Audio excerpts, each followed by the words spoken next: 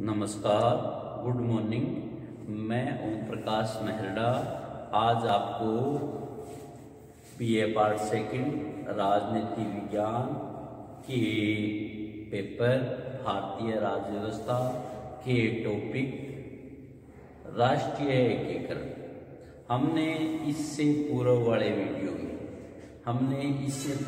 Video में ये पढ़ा था कि राष्ट्रीय एकीकरण क्या है, राष्ट्रीय एकीकरण किसे कहते हैं।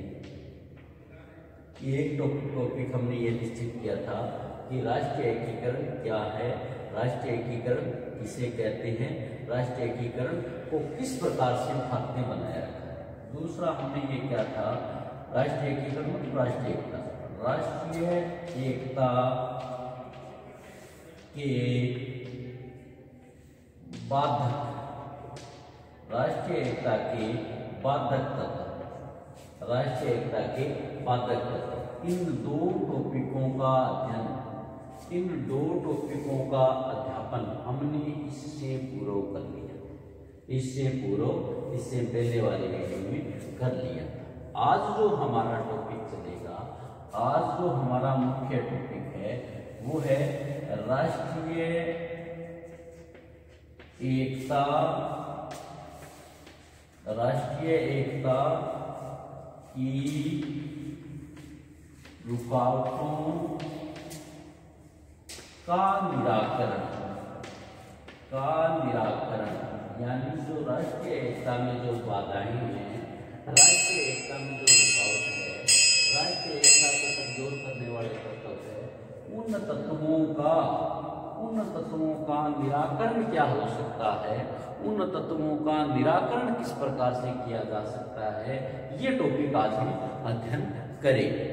इस चीज का हम अध्ययन करेंगे। अब राष्ट्रीय एकता में हमने इसके लिए सबसे पहले हमें ये समझना पड़ेगा कि इसमें रुकावटें कौन कौन सी हैं।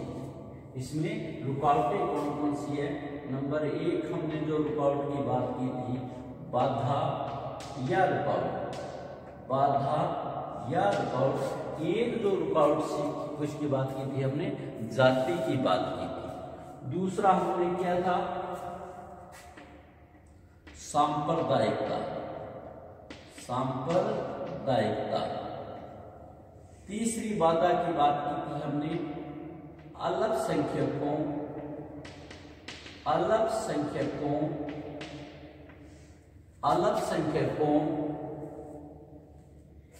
का स्वाद, अल्पसंख्यकों का स्वाद।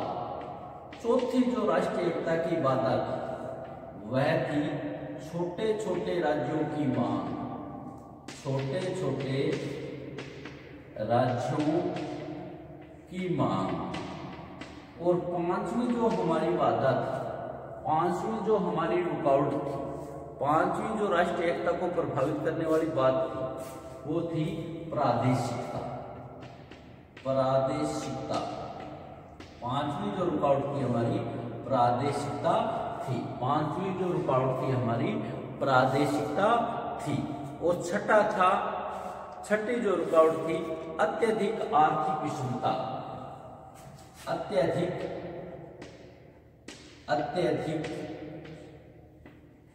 आर्थिक विषमता, अत्यधिक आर्थिक विषमता, अत्यधिक आर्थिक विषमता। और सातवां था भाषाई विवाद, भाषाई विवाद, भाषाई विवाद, भाषा से संबंधित विवाद। आठवां था राजनीतिक अवसरवादिता, राजनीतिक अवसरवादिता, राजनीतिक अवसरवादिता। नौवां जो हमारा था, नौवीं जो बाधा थी, हिंसात्मक गतिविधियां, हिंसात्मक गतिविधियां। और 10वां जो अंतिम बाधा थी वह थी भ्रष्टाचार, भ्रष्टाचार। इस प्रकार हमने 10 बाधाओं का, राष्ट्रीय एकता की 10 बाधाओं का अध्ययन किया। इससे पूर्व वाले वीडियो आज जो हम करेंगे वो अध्ययन हमारा रहेगा राष्ट्रीय एकता की रुकावटों या बाधाओं का निराकरण। ये जो हमारी बाधाएं हैं, ये जो हमारी बाधा है, रुकावट है, उनका निराकरण किस प्रकार से किया जा सकता है, उनका निराकरण किस प्रकार से किया जा सकता है। राष्ट्रीयता का मूल आधार क्या है? निष्ठा। और राष्ट्रीय एकता का इससे घनिष्ठ संबंध है। निष्ठा जो हमारी है, राष्ट्र के प्रति हमारी निष्ठा, ये राष्ट्रीय एकता का हमारा घनिष्ठ संबंध है। राष्ट्र का अर्थ है एक ऐतिहासिक विचार, एक सांस्कृतिक चेतना, एक सीमाबद्ध इकाई, एक अपनत्व की भावना। राष्ट्र का अर्थ जो होता है एक ऐतिहासिक विचार, एक सांस्कृतिक चेतना, एक सीमाबद्ध इकाई और अपनत्व की भावना। इसी प्रकार हितों की समता का भाव, सुख दुख की समान अनुभूति और राष्ट्रीय समुदाय के विचार के प्रति भावनात्मक निष्ठा भी राष्ट्र की कल्पना में सन्निहित है। भारतीय संविधान के निर्माताओं ने विघटनकारी प्रवृत्तियों को देखते हुए सशक्त केंद्रीय शासन की स्थापना की, जिससे देश की एकता और संगठन के सूत्र में बंधा रहे। किंतु सशक्त केंद्र की स्थापना के बाद भी, सशक्त केंद्र, मजबूत केंद्र होने के बाद भी बहुत सारी बाधाएं पैदा हुई, जैसे भाषा संबंधी बाधा, क्षेत्र से संबंधी बाधा और निहित स्वार्थों ने अनेक विवादों को जन्म दे दिया। कभी कभी प्रादेशिक उद्देश्यों के लिए प्रादेशिक सेना तक का निर्माण करने की नौबत आ पहुंचती और विघटन का खतरा बढ़ने लगा। आज जो राष्ट्रीय एकता में अनेक बाधाएं हैं और उन बाधाओं को किस प्रकार से दूर किया जा सकता है, इन कंटकों को किस प्रकार से दूर किया जा सकता है, इसके लिए नंबर 1 है समाज के सब वर्गों में राज व्यवस्था का प्रवेश। समाज के सब वर्गों में राज व्यवस्था का प्रवेश हो। समाज के सब वर्गों में राज व्यवस्था का प्रवेश। समाज के सब वर्गों में राज व्यवस्था का प्रवेश हो। यदि हमारी राज, हमारी सत्ता, हमारी राजनीति एक वर्ग या कुछ वर्गों के आधिपत्य का एकाधिकार हो जाता है, तो निश्चित रूप से दूसरे वर्गों में निराशा और अलगाव की भावना उत्पन्न होती है और समाज के विभिन्न वर्गों में राजनीतिक गतिविधियों में शामिल करना होगा, ताकि राजनीतिक व्यवस्था में शासन व्यवस्था के सभी वर्गों को भागीदारी देनी होगी। इसीलिए भारतीय संविधान निर्माताओं ने आरक्षण का प्रावधान किया, ताकि सब वर्गों को राज्य व्यवस्था में प्रवेश हो। दूसरा है सहकारी संघवाद को अपनाना। सहकारी संघवाद को अपनाना। सहकारी संघवाद को अपनाना। भारत की राजनीतिक व्यवस्था में राज्यों की राजनीति का भी अवश्य ध्यान दिया जाना चाहिए। सशक्त राष्ट्र के निर्माण के लिए इन प्रादेशिक इकाइयों की शक्ति ओज का रचनात्मक ढंग से प्रयोग किया जाना चाहिए। वस्तुतः हमें संघर्षात्मक और प्रतिसंघर्षात्मक प्रादेशिकता की भावना समाप्त कर सहकारी और सहयोगी संघवाद में भव्य भवन का निर्माण करना चाहिए। सहयोगी संघवाद में पारस्परिक विवादों और मतभेदों का निवारण शांतिपूर्ण वातावरण में कर लिया जाता है। राज्यों के बीच नदी, पानी, सीमा, वित्तीय साधनों, राष्ट्रीय संपदा के वितरण को लेकर उग्र आंदोलन रुख अपनाया जाता है। 1990 में अंतरराष्ट्रीय परिषद की स्थापना इस दिशा में उठाया गया एक कदम है। तीसरा जो है शिक्षा जगत में क्रांति। शिक्षा जगत में क्रांति। शिक्षा जगत में क्रांति। शिक्षा जगत में क्रांति भी राष्ट्रीय एकता को बनाए रखने में, राष्ट्रीय एकता की बाधा को हटाने में महत्वपूर्ण भूमिका निभाती है। राष्ट्रीय एकता के लिए समस्त शिक्षा व्यवस्था में व्यापक परिवर्तन आवश्यक है। ऐसा पाठ्यक्रम होना चाहिए कि प्रारंभ से ही बालक में सांस्कृतिक और ऐतिहासिक विरासत रम जाए। पाठ्यक्रम का निर्धारण खूब सोच समझकर किया जाना चाहिए। सभी सत्रों पर पाठ्यक्रम में ऐसे अंशों को हटाया जाना चाहिए जिससे आपसी फूट, सांप्रदायिकता और क्षेत्रवाद की गंध आती हो। महाविद्यालय स्तर पर विभिन्न क्षेत्रों की भाषाओं, छात्रों, प्राध्यापकों आदि में विभिन्न गोष्ठियों, सेमिनारों द्वारा घनिष्ठ संपर्क स्थापित किया जाना चाहिए, जिससे अलगाववाद की प्रवृत्तियां कम होगी, एकता प्राप्ति के मार्ग प्रशस्त होंगे। इस चौथा है आर्थिक विषमता का उन्मूलन। आर्थिक विषमता का उन्मूलन। आर्थिक विषमता का उन्मूलन। जो आर्थिक विषमता है, गरीबी और अमीरी के बीच की खाई है, उसका उन्मूलन किया जाना चाहिए, उसको कमजोर किया जाना चाहिए, तभी राष्ट्रीय एकता की बात निश्चित की जाएगी। देश में व्यापक आर्थिक विषमता को समाप्त करने के लिए यथाशीघ्र प्रयास किए जाने चाहिए। सभी प्रकार के विशेषाधिकार प्राप्त वर्गों का अंत किया जाना चाहिए। अमीरों और गरीबों के बीच बढ़ती हुई खाई को पाटकर यथाशीघ्र आर्थिक विषमता और असंतोष को दूर किया जाना चाहिए। पिछड़े हुए राज्यों, विभिन्न राज्यों में पिछड़े हुए क्षेत्रों में आर्थिक विकास पर पर्याप्त ध्यान दिया जाना चाहिए। देश की समस्त जनता और देश के सभी क्षेत्रों का संतुलित और अधिकतम संभव सीमा तक आर्थिक विकास राष्ट्रीय एकता का मूल तत्व है। तो इस प्रकार आर्थिक विषमता का उन्मूलन किया जाना चाहिए। नंबर 5, विघटनकारी तत्वों पर प्रतिबंध। विघटनकारी तत्वों पर प्रतिबंध।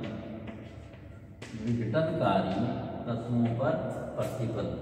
विघटनकारी तत्व है, अंतकारी संगठन है या अन्य संगठन है, उन पर प्रतिबंधित होना चाहिए ताकि हमारी राष्ट्रीय एकता को नुकसान न पहुंचे, राष्ट्रीय एकता हमारी कमजोर न हो।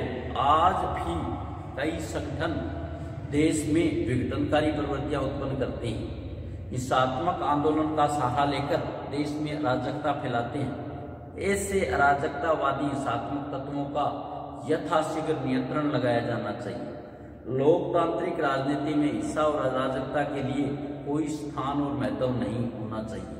इसी प्रकार सांप्रदायिकता, जातीयता, धर्मांधता, इस प्रकार के जो संगठनों का निर्माण किया जाता है, जो जाति के आधार पर है, सांप्रदायिकता के आधार पर है या धर्मांधता के आधार पर है, उनका राजनीति में प्रयोग पूर्णतः वर्जित होना चाहिए और इस प्रकार के संगठनों को प्रतिबंधित होना चाहिए। नंबर 6, स्वस्थ लोकतंत्र का निर्माण। स्वस्थ लोकमत का निर्माण। स्वस्थ लोकमत का निर्माण। ऐसे लोकमत का निर्माण किया जाना चाहिए जो स्वस्थ लोकमत है। आकाशवाणी, समाचार पत्रों, चलचित्रों, प्रदर्शनियों तथा पत्र पत्रिकाओं के माध्यम से विघटनकारी तत्वों का पर्दाफाश किया जाना चाहिए। भारतीय राष्ट्र की एकता का प्रचार किया जाना चाहिए। सामान्य जनता के हृदय में राष्ट्रीय एकता के भाव का तीव्र प्रफुल्लन होता तो देश प्रेम की एकता की सरिता बहने लगी कि ये संकोचित मनोवृत्ति का परित्याग करके राष्ट्रीय और भावात्मक एकीकरण का मार्ग प्रशस्त करना चाहिए। जिस प्रकार से संस्कृत में कहा गया है, अयनिज परो व्यक्ति गणना लघु चेत साम उदार चरिता ना तो वसुदेव कुटुंब। यह हमारा है, यह पराया है, इस प्रकार की गणना छोटे चित्त वाले लोग करते हैं। बड़े चित्त वाले लोगों के लिए तो पूरा संसार ही परिवार है। तो ये इस प्रकार के हमारे देश के प्रति, राष्ट्र के प्रति लोकमत का निर्माण होना चाहिए। नंबर 7, भाषा और धर्म के मामलों में सहिष्णु। भाषा और धर्म के मामलों में सहिष्णुता। भाषा और धर्म के मामलों में सहिष्णुता। Professor A.N. श्रीनिवास लिखते हैं कि पूरे देश या सभी क्षेत्रों में तीव्र गति से आर्थिक विकास भाषा और धर्म के मामलों में सच्चे अर्थों में सहिष्णुता तथा जाति प्रथा को समाप्त करने की सुदृढ़ चेतना यदि हो रही है तो भारत सशक्त और संगठित देश के रूप में उठ खड़ा होगा।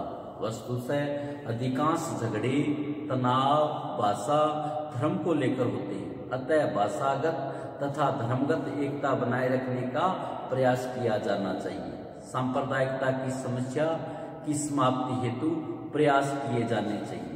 विघटन सांप्रदायिकता की समस्या के निपटने से सांप्रदायिक हिंसा को रोकना तथ्य का एक नकारात्मक कार्य है। भारत में एक ऐसे धर्मनिरपेक्ष राज्य के विकास का प्रयास किया जाना चाहिए जिससे राष्ट्र का एक ऐसा भावात्मक एकीकरण हो जिसके अंतर्गत प्रत्येक व्यक्ति को जाति व समुदाय के प्रति सजगता, उसकी भारत के नागरिक होने की भावना का अंत बन जाए।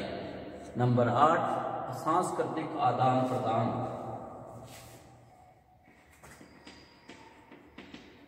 सांस्कृतिक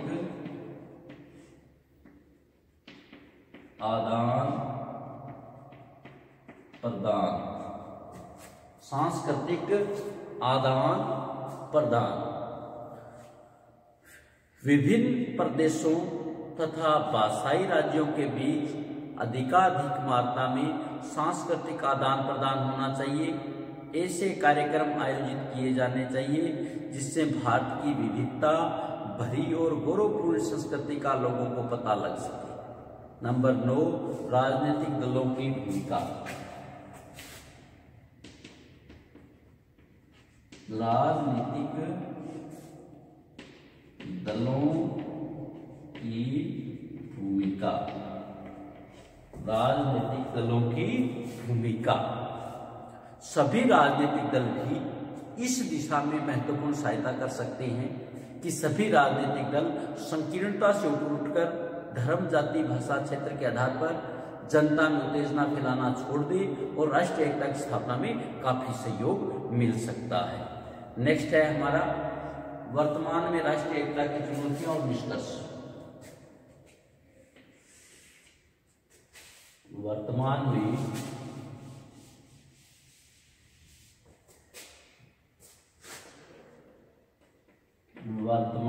में राष्ट्रीय एकता की चुनौतियां तथा निष्कर्ष।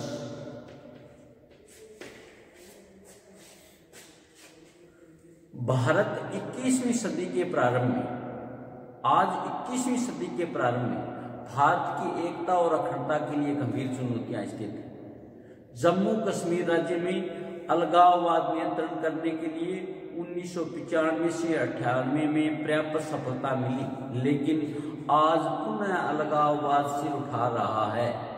असम में उल्फा उग्रवादी संगठनों ने अलगाववादी रवैया तथा आतंकवादी तौर तरीकों को अपनाया हुआ है। उत्तरी पूर्वी भारत में कुछ अन्य क्षेत्रों में अलगाववादी तत्व समय समय पर सिर उठा लेते हैं। यद्यपि समस्त भारत में अलगाववादी, हिंसक और आतंककारी गतिविधियों में संलग्न व्यक्तियों की संख्या कभी भी बहुत अधिक नहीं रही। लेकिन खेदजनक यह तथ्य है, खेदजनक बात यह है कि देश का विशाल बहुमत इस स्थिति का विरोध करने के लिए आवश्यक साहस नहीं जुटा पाता। लेकिन ये तो हमारी अल्फा, जम्मू कश्मीर और पूर्व राज्यों में जो स्थितियां हैं बहुत बड़ा भाग नहीं है। ये हमारे लिए चुनौतियां हैं, पूर्वी भारत की चुनौतियां हैं, दक्षिण भारत की चुनौतियां हैं, एक राज्य की दूसरे राज्यों की चुनौतियां हैं, जम्मू कश्मीर की चुनौतियां हैं। इन चुनौतियों के बाद भी हम निष्कर्ष रूप से यह कह सकते हैं, हम इन सब के बावजूद इस तथ्य पे भारत टूट नहीं सकता। इन जो चुनौतियां, इनसे भारत टूट नहीं सकता। भारत में विघटनकारी जो तत्व है, विघटनकारी जो शक्तियां हैं, वो सामान्य काल में उभरती है और जब कभी संकट काल आता है तो पूरा राष्ट्र एकजुट हो जाता है। सामान्य काल में भी क्या है, विघटनकारी शक्तियां उभरती है, पर लेकिन जब इस शक्तियां उदय हो जाती है तो पूरा भारत एकजुट हो जाता है। राष्ट्रीय एकीकरण के मार्ग में आज भी जो बाधाएं हैं, आज भी संकट है, उनका एक प्रमुख कारण यही है कि राष्ट्रीय एकीकरण में किए गए प्रयास दिखावटी अधिक रहे हैं, ठोस कम हुए हैं। सरकारी तथा निजी प्रयासों द्वारा हमें विघटनकारी तत्वों, विघटनकारी शक्तियों पर विजय प्राप्त करनी होगी। यदि सामान्य जनता अलगाववाद और आतंकवाद के विरुद्ध व्यापक जनचेतना और साहस की स्थिति को अपना ले तो राष्ट्रीय एकीकरण की दृष्टि से, राष्ट्रीय एकीकरण के मामले में हम बहुत सुदृढ़ परिणाम प्राप्त कर सकते हैं, बहुत सुखद परिणाम प्राप्त कर सकते हैं। राष्ट्रीय एकीकरण की स्थिति को प्राप्त करने के लिए राजनीतिक, प्रशासनिक और मनोवैज्ञानिक स्तर पर एक साथ कार्य करने चाहिए। हमें राजनीतिक स्तर पर भी उतना कार्य करना चाहिए जितना प्रशासनिक है, जितना प्रशासनिक है उतना मनोवैज्ञानिक है। तभी हम राष्ट्रीय एकीकरण के लक्ष्य को प्राप्त कर सकते हैं।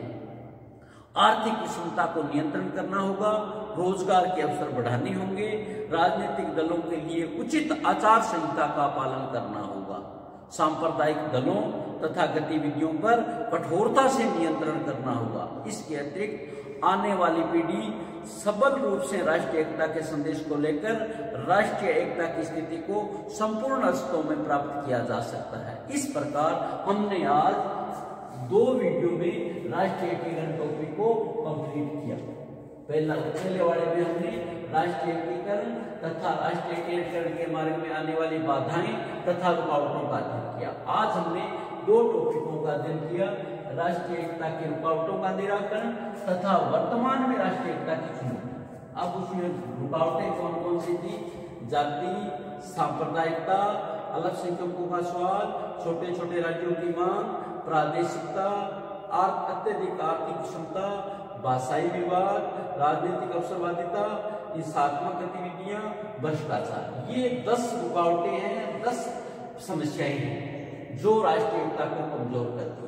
इन समस्याओं को निराकरण के लिए हमने कुछ उपाय सुझाए, जिसमें समाज के सभी वर्गों को राज व्यवस्था में प्रवेश हो, सहकारी संघवाद को अपनाना, शिक्षा जगत में क्रांति, आर्थिक विषमता का उन्मूलन, विघटनकारी तत्वों पर प्रतिबंध, स्वस्थ लोकमत का निर्माण, भाषा और धर्म मामलों में सहिष्णुता, सांस्कृतिक आदान प्रदान और राजनीतिक दलों की भूमिका। फिर हमने अंतिम जो हमारा टॉपिक था राष्ट्रीय एकता की चुनौतियां अल्फा, जम्मू कश्मीर में अलगाववाद तथा पूर्वी राज्य और दक्षिण भारतीयों के राज्यों की हमने बात की कि किस प्रकार से राष्ट्रीय एकता को कमजोर करने के प्रयास करते हैं। पर निष्कर्ष रूप से हम यह कह सकते हैं, कितना भी कुछ किया जाए परंतु हमारे सामने जब विपदाएं आती है तो भारत देश पूरा एक साथ खड़ा हो जाता है। फिर भी हमने अलगाववाद, इन जो चुनौतियां हैं इनका सामना करने के लिए सरकार को 3 सत्रों पर ठोस कदम करने होंगे। 3 तरीकों से ठोस कदम होने चाहिए, राजनीतिक स्तर पर, प्रशासनिक स्तर पर और मनोवैज्ञानिक स्तर पर। थैंक यू, धन्यवाद। आज हम इतना ही करेंगे, बाकी कल।